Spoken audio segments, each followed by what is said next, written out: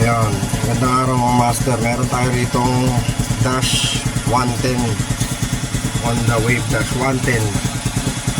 Ngayon ito, pinalitan natin ng timing chain set kasi ang senaryo nito, kagabi binala to, sobrang kaluskos kasi maingay talaga yung panggilid niya dun sa timing chain. Ngayon ito yung timing chain niya, i-replace ko na siya kasi sobrang maluwag na yung mga gap. Tsaka sinukat ko siya dun sa haba nung stock na bago, siguro meron siyang gap na almost half inch na rin ang haba ng niya, in-adjust. So ang nangyari naman dito, kinabitan to ng matigas na tensioner spring. Ito yung sample na tensioner spring na ginagamit namin na ordinary para sa brake. Pinuputol ko to para sa haba na medyo tumigas. Ngayon yung sa kanya nakakabit mas mataba pa rito, mas matigas pa dito. So ang nangyari, na pressure yung timing chain.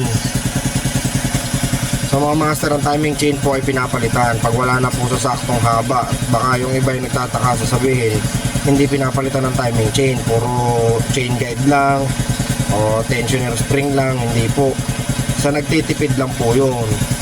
Pero pag kayo may problema at lahat na napalitan yung pang tension nito para humigpit at maingay pa din, kailangan nyo nang pansinin ng timing chain nyo, replace nyo na po.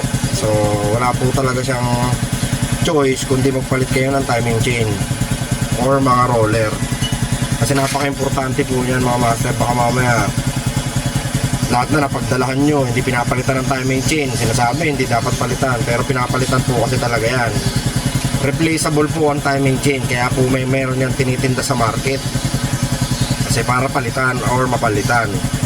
So humahaba po kasi siya, para kadena rin po yan ng ng sprocket yan.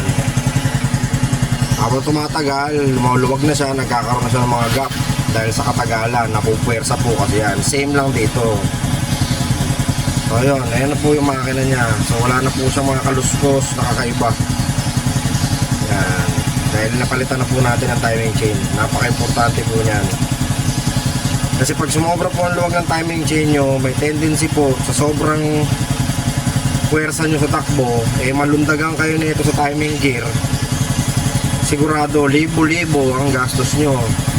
Ito 100 lang, kapalit libo-libo. Tukod ang barbula nyo, basag ang piston nyo, at kung ano-ano pa na pwedeng masira.